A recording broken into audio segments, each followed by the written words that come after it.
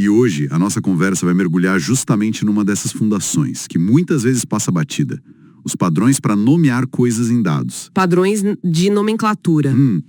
Um tema que parece pequeno, mas não é. Não mesmo. A gente vai explorar umas reflexões do Grimaldo Oliveira sobre isso. Ele argumenta, e eu achei bem convincente, que o jeito como a gente nomeia campos, tabelas, isso é mais que detalhe técnico. É tipo um termômetro da maturidade profissional e da qualidade do trabalho. Exatamente. Então, a missão aqui é tentar desvendar por que essa coisinha, essa minúcia, tem um impacto tão gigante. Como é que escolher entre, sei lá, clean e nome completo cliente pode mexer com colaboração, com confiança nos dados e até com inteligência artificial? Bora tentar desempacotar isso? Vamos sim. E essa exploração vai mostrar, eu acho, que ter clareza na nomenclatura não é só uma boa prática. É quase uma necessidade estratégica hoje em dia. Impacta a agilidade, a confiança no dado e, cada vez mais, a capacidade da empresa de usar a tecnologia avançada, né? O que o Oliveira convida a gente a pensar é como essa disciplina, nesse nível básico, pode destravar ou bloquear o potencial dos dados.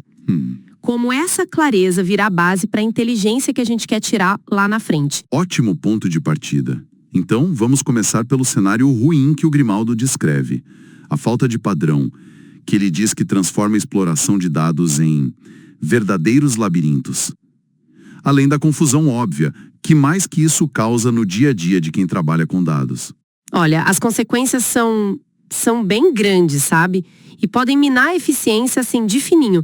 Pensa nesses nomes tipo DAutComp, VLTrans, StatusReg. Crípticos. Exato. Para quem criou na hora, talvez faça sentido. Mas pega um colega novo, alguém de outra área, ou até mesmo a pessoa meses depois. É um convite ao erro, né? É preciso um esforço quase de arqueologia para decifrar o que aquilo quer dizer. Nossa. E aí vem os problemas práticos. O mais óbvio é a lentidão. Uma tarefa que era para ser simples, tipo preparar dados para um relatório, pode levar horas a mais só para entender e validar o que cada campo significa. É verdade. Multiplica isso por várias pessoas, vários projetos. Pronto, você tem um gargalo enorme de produtividade. Mas não é só lentidão, não. Tem mais. Tem. O fascinante aqui é como essa falta de clareza planta erros.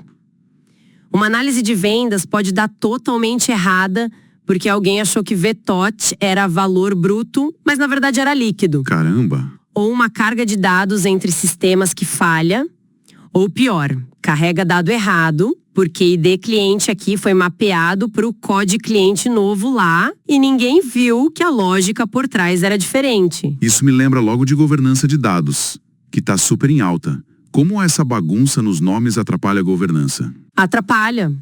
Brutalmente. Governança precisa de clareza, de consenso. O que o dado é, quem é o dono, de onde veio, como usar. Nomes ambíguos, inconsistentes.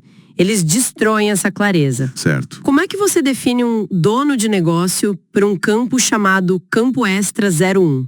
Como rastreia a origem de um dado se ele muda de nome, CPF cliente, num DocCli, identi fiscal, a cada passo? Impossível. Fica impossível ter um catálogo de dados confiável, auditar o uso, garantir conformidade com LGPD. A falta de padrão cria umas zonas cinzentas onde a responsabilidade some, sabe? Entendi. É tipo uma névoa de significado que dificulta usar, controlar e proteger o dado. E a colaboração entre equipes, como fica? O Oliveira fala que isso deixa o trabalho mais lento e frustrante. Exato. O impacto na colaboração é direto. Gera o que a gente pode chamar de atrito colaborativo. Atrito colaborativo. Gostei do termo. É isso. Em vez de focar na análise, no desenvolvimento, as equipes ficam perdendo tempo em reunião, trocando e-mail, tentando decifrar o dado um do outro. Cria desconfiança. O time de marketing fica com o pé atrás de usar o dado de vendas porque não confia nos nomes. O BI demora para entregar a dashboard porque precisa validar cada métrica lá na origem. E para quem está chegando na equipe, a curva de aprendizado fica, íngreme e desmotivadora. A pessoa se sente perdida nesse labirinto. É, total. É como chegar numa cozinha profissional super bem equipada, Só que todos os potes de tempero estão sem etiqueta ou com os códigos estranhos. Perfeito. Até o melhor chefe ia ter dificuldade para cozinhar rápido e com confiança ali. O potencial todo da cozinha ou da equipe de dados fica subutilizado por causa dessa desorganização básica. Analogia perfeita. E essa falta de etiqueta clara nos potes não afeta só os cozinheiros humanos, né? Afeta também os robôs cozinheiros que a gente está usando cada vez mais, tipo... Interessante é você já puxar esse gancho da IA. Mas antes da gente ir para lá, vamos fazer o contraste? O cenário caótico versus o que o Oliveira aponta como ideal. A padronização como sinal de maturidade profissional. Ele fala em deixar um caminho bem sinalizado. Porque essa preocupação com o nome é vista assim, como diferencial de maturidade. É porque demonstra uma compreensão que vai além da tarefa na mão, sabe? O profissional mais maduro não pensa só no código ou na análise que ele está fazendo agora, para ele mesmo. Ele entende que o trabalho dele faz parte de um ecossistema maior, que vai ser usado, mantido, estendido por outras pessoas no futuro. Essa visão de longo prazo, essa empatia pelo próximo usuário, seja um colega, um sistema ou ele mesmo daqui a 6 meses, isso é marca de maturidade. Entendi. É pensar no coletivo e no futuro. É reconhecer que clareza, consistência, isso não é burocracia. É um investimento na sustentabilidade, na escalabilidade do ativo de dados. É entender que construir software ou análise em cima de dado instável, confuso, é construir castelo de cartas. Verdade. Uma hora ele cai, geralmente na pior hora possível. A maturidade está em construir na rocha. Mesmo que dê um pouquinho mais de trabalho no começo para preparar o terreno. Faz todo sentido. Mas aí entra aquela tensão do dia a dia, né? Prazo apertado, pressão para entregar rápido. Muitas vezes essa padronização pode parecer um luxo. Algo tipo, se der tempo a gente faz. Como o Grimaldo sugere lidar com isso? Ou como a gente pode pensar nessa tensão entre velocidade e rigor na nomenclatura? Essa tensão é super real e imagino que o Oliveira saiba disso. A chave, eu acho, não é escolher entre velocidade e rigor, mas sim integrar o rigor no processo de um jeito eficiente. Certo. Primeiro, ter convenções de nomenclatura claras, documentadas, antes de começar o projeto já economiza tempo de ficar decidindo toda hora.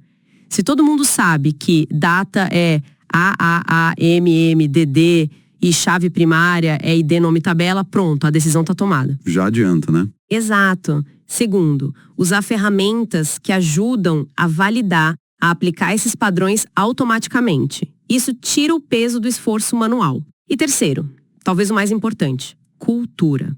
A liderança, a equipe precisam entender que o tempo gasto com padronização agora é, na verdade, tempo economizado lá na frente, evitando retrabalho, erro, confusão. É um investimento com retorno altíssimo, mesmo que não seja óbvio de cara. Boa. Não é sobre ser lento. É sobre construir certo da primeira vez para poder acelerar depois com segurança. Mudar a mentalidade de custo para investimento. E essa padronização, então, vira o tal pilar para confiança e colaboração que você falou antes. Sem dúvida nenhuma. Quando um time confia na clareza, na consistência do dado que vem do outro, a colaboração flui muito melhor. Integração de dados entre sistemas, visão 360 do cliente, construir um data warehouse ou lake coeso, tudo isso depende dessa linguagem comum nos dados. Nomes padronizados são essa linguagem comum. Eles diminuem a ambiguidade, facilitam mapear as coisas, aumentam a confiança geral na informação que está circulando, é a base para uma cultura realmente data-driven, sabe? Totalmente. E agora sim, voltando para o ponto da IA que você levantou, como é que essa base de nomes sólidos se conecta com o potencial da inteligência artificial, da automação? O Oliveira comenta isso, né? Sim, é um ponto cada vez mais crítico. Se a gente conectar isso ao quadro geral, a gente percebe que modelos de machine learning, outras aplicações de IA, eles são muito, muito sensíveis à qualidade e à consistência do dado que entra. Certo. Eles não têm a nossa capacidade, pelo menos por enquanto, de adivinhar o significado de nomes confusos ou inconsistentes. Faltou bom senso da máquina ainda. Exato. Pensa no processo de feature engineering, quando a gente seleciona, transforma variáveis para o modelo. Se os nomes não são claros, campo 1, valor X, como é que o cientista de dados ou até um sistema automático de AutoML vai saber o que é relevante? Ou como combinar as coisas? Se a mesma métrica aparece com nomes diferentes em tabelas diferentes, receita bruta, faturamento total, valor venda, o modelo pode achar que são coisas distintas. Aí ele perde informação importante, ou pior, gera resultado enviesado. Entendi. A IA precisa que o significado esteja claro, na cara. Nome ruim é tipo ruído no sinal para ela. Exatamente isso. E não é só no treinamento, não. Pensa na hora de explicar o modelo. Se o modelo de crédito usa uma variável indicadores XYZ para negar o empréstimo, como é que você explica isso para o cliente? Ou para o regulador? Nossa, verdade. Fica impossível. Ora, se o nome é claro, descritivo, tipo percentual renda comprometida dívidas, o modelo fica mais transparente, mais confiável. E outra coisa, automação de processos de dados tipo ETL, ELT, pipeline de MLOps, tudo isso depende demais de padrão previsível nos nomes de arquivo, tabela, campo, para rodar sem quebrar toda hora. Fica muito claro, então, que aquela afirmação do Oliveira, que adotar boas práticas de nomenclatura não é capricho técnico, mas compromisso com a qualidade e o futuro, está certíssima. Não é enfeite, é infraestrutura essencial para o agora e principalmente para o futuro digital da empresa. Precisamente. É pensar na arquitetura da informação de um jeito estratégico. É garantir que o dado não seja só coletado, mas que seja organizado para maximizar o valor dele, para humanos e para máquinas. Isso leva a gente para o último ponto que o Grimaldi Oliveira levanta: valorizar os profissionais que defendem essa qualidade, os tais guardiões da padronização. Quem são essas pessoas? E por que é importante reconhecer esse papel que muitas vezes parece meio nos bastidores? Esses guardiões podem ter vários cargos, né? Arquiteto de dados, engenheiro de dados sênior, analista de governança, ou até desenvolvedores e analistas de negócio mais conscientes. O que une essa galera é a visão do todo, a preocupação com a qualidade no longo prazo. São aqueles que, como o texto fala, levantam essa bandeira e propõem as convenções antes de começar a modelar. São os que revisam o modelo de dados olhando não só a lógica, mas a clareza, a consistência dos nomes. Os chatos do bem, digamos assim. Pode ser visto assim às vezes, mas é um chato fundamental. Porque eles estão construindo as tais fundações sólidas que a gente falou. Eles evitam que o entulho semântico se acumule. E muitas vezes esse trabalho é invisível mesmo. Ninguém nota o erro que não aconteceu porque um nome estava certo. Ninguém mede o tempo que todo mundo economizou porque o dicionário de dados está claro. Por isso, reconhecer é importante.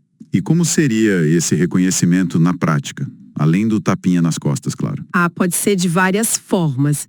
Incluir critério de qualidade de nome em revisão de código, de design de dados, dar visibilidade para as convenções que foram criadas, para os benefícios que elas trouxeram, empoderar esses profissionais para terem autoridade de definir e garantir os padrões, mesmo que isso signifique, às vezes, brecar a pressa de alguma área, incorporar essa preocupação com a qualidade do significado na cultura do time, da empresa. O texto original que você mencionou até usa um exemplo visual, né? De uma tabela bem feitinha, mostrando nomes completos, unidades claras, consistência. Ver o bom exemplo ajuda a tornar o valor desse trabalho mais concreto. Então, o que tudo isso significa, lá no final das contas, é que o jeito como a gente nomeia as coisas nos dados vai muito além de gosto pessoal ou estética. É um indicador real de disciplina, de pensamento sistêmico, de respeito pelo trabalho do outro. Exato. É um microcosmo que reflete a saúde da gestão de dados na empresa como um todo. Onde tem caos no nome, provavelmente vai ter caos em outros pontos de qualidade, de governança. Faz sentido. Onde tem clareza e padrão, aí sim tem uma base sólida para construir análise confiável, colaboração boa e inovação futura, incluindo IA. Bom, recapitulando então nossa exploração a partir das ideias do Grimaldo Oliveira. Nomenclatura em dados não é detalhe, é é fator crítico. Impacta produtividade, risco, colaboração, governança e até a nossa capacidade de usar tecnologias como IA. Prestar atenção nisso mostra maturidade profissional e é um investimento estratégico na qualidade e no futuro dos dados. E reconhecer quem cuida disso, os guardiões, é chave para construir essas fundações digitais fortes. Perfeitamente colocado. E talvez para quem nos acompanha fique uma provocação final, ligando com essa ideia das fundações sólidas, né? O texto do Oliveira foca muito na nomenclatura, mas a gente pode expandir um pouco. Que outros trabalhos de base, que muitas vezes são invisíveis ou a gente não dá tanto valor no dia a dia, são tão cruciais assim para o sucesso dos projetos, para a saúde da empresa? Boa pergunta. Pode ser documentação bem feita, gestão de configuração, manter testes automatizados, ou até mesmo construir relação de confiança entre as equipes. Quais são as fundações silenciosas que sustentam o trabalho de quem está nos ouvindo? E como é que a gente pode, todo mundo junto, dar para elas a atenção e o valor que elas realmente merecem?